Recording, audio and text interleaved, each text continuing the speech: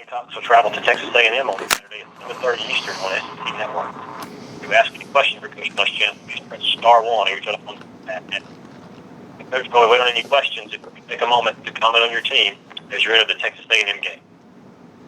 Yeah, we got Texas A&M at College Station Saturday night. We had a good practice this morning. It's good situational work, and I had a lot of energy at practice, which was good, and I'll open up for any questions. Questions for Coach, please press *1, and we will begin with Chip Howard of KZNE. Will, what jumps out when you turn on the tape and look at Texas A&M? Well, the 3-year starter at quarterback, Kellen Mond, I think the guy has been very active with the football. He can hurt you with his legs.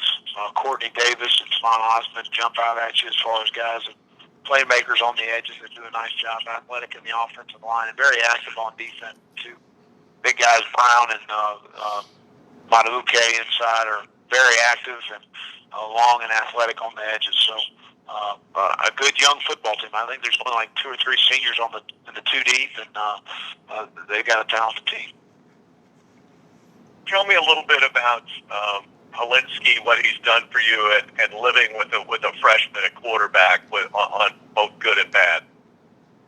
Well, I think Ryan has really progressed well, and he's done some really good things. I think there's been some tough times here and there, and a lot of that's been around. I mean, we haven't run the ball well in some games. It's put a lot of pressure on him to have to throw it over 50 times. That's hard to do, but I think Ryan's improved incrementally each week and continues to improve and throw the ball well. He did the other night, but we got to play better around. Thank you. Next is Mike Griffith of the HAC. Chuck, with respect to the focus you've got on your program and your upcoming game, I was wondering if you could take a minute to give us your thoughts on Alabama and Georgia. You're one of the programs that played both of those teams. There's been a lot of talk about Georgia's loss to South Carolina. Your thoughts on those two football teams? Well, I think, you take Alabama, obviously, too, as an outstanding player. The speed that they have at wideout is just, they got 4 guys that can really run. They create space plays. They create huge issues for you. And that, to me, is, obviously something that jumps out. And then defensively, up front, Davis and 24 Lewis are both guys you've got to deal with. Anthony Jennings is a guy that's a 3 or 4 year starter that brings a presence on the edge that is certain, and they cover extremely well on the back end, and they're going to mix some things up on you. Georgia, I just think that their offensive line is very difficult to match up with. They're massive up front. I think Alabama does have the size to match up with them. The backs are outstanding, swift. The entire core of running backs are really good players.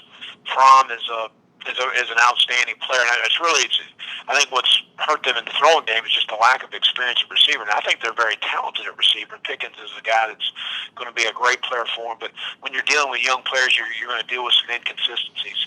When they got Cager as a grad transfer, which obviously played extremely well down in Jacksonville for him, I think that's a stabilizing factor for them in the throwing game. But they're going to continue to improve because of the youth they have, and they have a lot of talent on the edges. And then defensively, I mean, they're really deep in the front 7.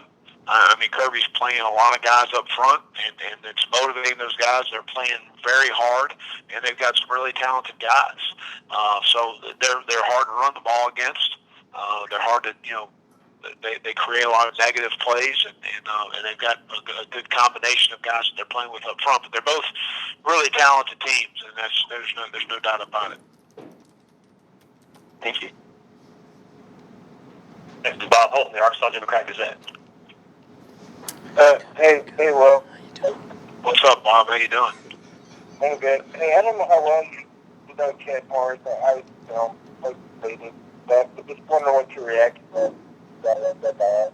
Well, I'm disappointed. I know Chad pretty well, actually. I was at the University of Texas when he was at Lake Travis High School there in Austin, and he did a great job there. And obviously went to Tulsa and then Clemson from there, and SMU and Arkansas. And that's kind of the business we're in right now. Is that you got to win now, and that's part of it. Chad's an outstanding football coach. He's an outstanding person.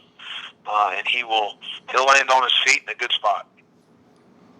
And just being familiar with Arkansas program and playing them through the years, they doesn't leak the group, but got a lot of history.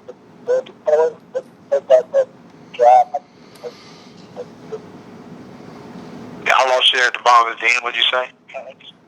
Well, how do you think guys, how do guys that got better jobs, guys, Yeah, I mean, I think it's anytime you have a hard time filling your roster out from out of state, you're always traveling in somebody else's backyard, and they've had some great players from the state of Arkansas, but just not as many. And you got to go into Texas, and obviously when you're in the Southwest Conference, there's a lot more appeal there because of the number of games you're playing in the state of Texas. I think, obviously Texas A&M joining the conference will help with that as they continue to move forward. But you're having to go into somebody else's backyard and win recruiting, and that to me makes it difficult. But they have all the resources to be successful.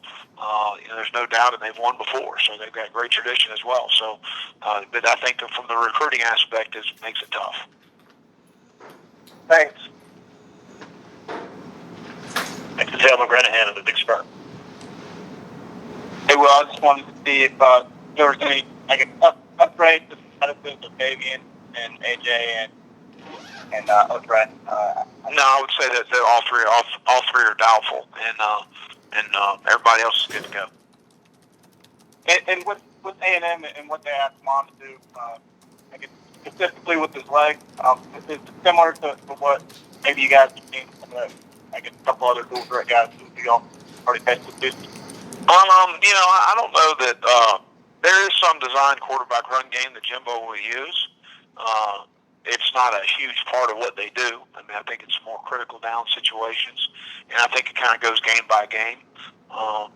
Of what they're asking to do as far as design runs, where he creates a lot of issues, in my opinion, is his awareness in the pocket, of seeing man coverage, pattern match coverage down the field, and him taking off running, and understanding that your back's to the ball as a defender, and you have a hard time defending him when he takes off running. So those things to me are the off-rhythm plays is where he can really hurt you.